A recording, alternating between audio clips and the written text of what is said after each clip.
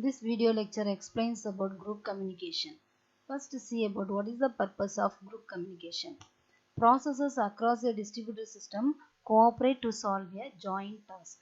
Often they need to communicate with each other as a group, and therefore there needs to be support for group communication. A group communication is done by broadcasting of messages. A message broadcast is the sending of message to all the members in the distributed system.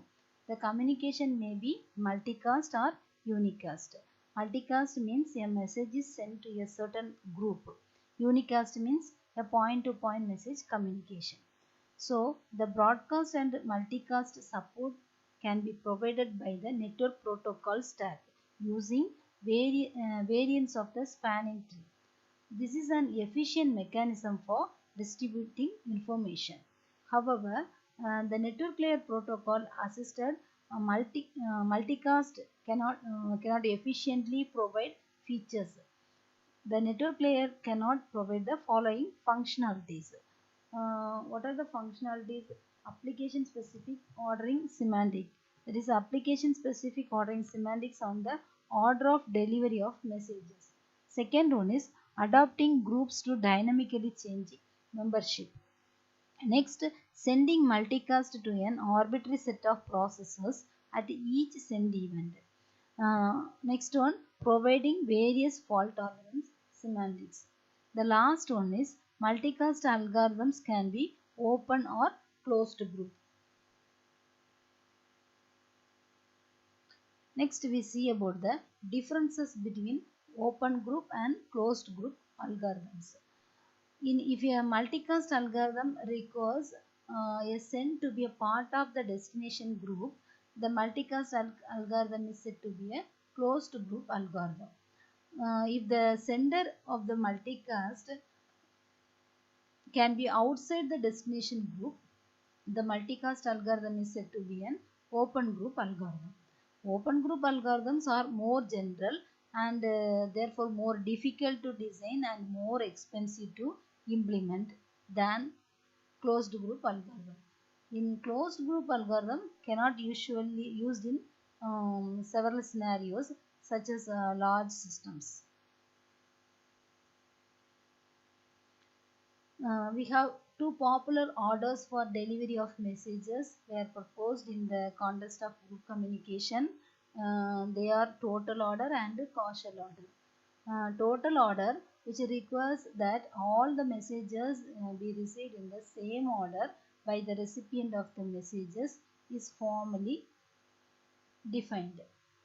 Total ordering means for each pair of processors PI and PJ, and for each pair of messages MX and MY that are delivered to both the processors, PI is delivered to MX before MY, and if and only if PJ is delivered MX before MY.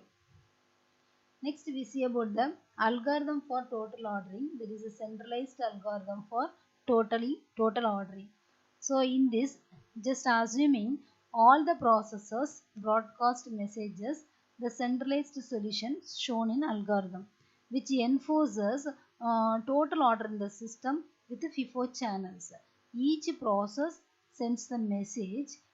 It wants to broadcast to a centralized process, which simply relays all the messages it receives to every other process over FIFO channels.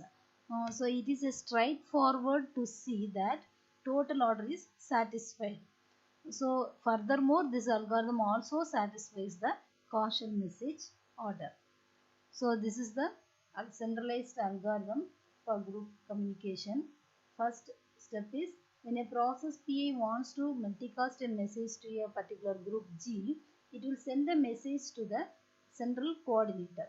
After arriving the message to the central coordinator send the message to all the members in the group G. So all the group members are received the message, that is when arrives that PJ from the central coordinator. So finally deliver to the application. The complexity of this algorithm is each message transmission takes 2 message hops and exactly n messages in a system of n process. The drawback of this algorithm is a centralized algorithm has a single point of failure and congestion and is not an elegant solution. Next we see about the three-phase distributed algorithm. The three phases of the algorithm are first described from the viewpoint of the sender and then from the viewpoint of the receiver. The three phases can be seen in both sender and receiver side. So from the sender side, during the phase 1, the process multicast the message M with a locally unique tag and the local timestamp to the group members. During the phase 2, the sender process waits a reply from all the group members who respond with the proposal for a received timestamp for the message M. So at that time, it is non-blocking. During the third phase, the process multicasts the final timestamp to the group. So this is the algorithm for the sender side. In the receiver side, during the phase 1, the receiver receives the message with the tentative timestamp.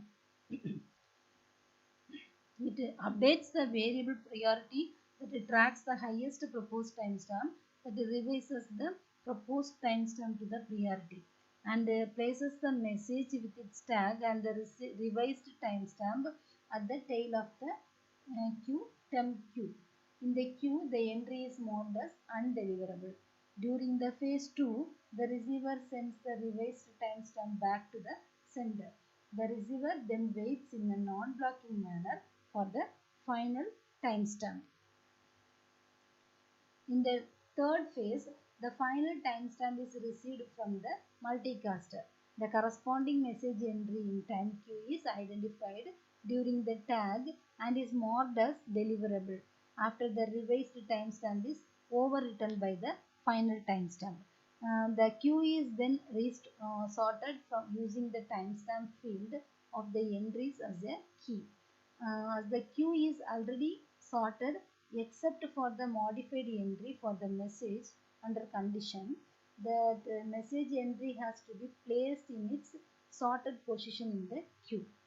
If the message entry is at the head of the queue, that entry and all the consecutive entries that are also marked as deliverable are dequeued from the temp queue and enqueued in delivery queue.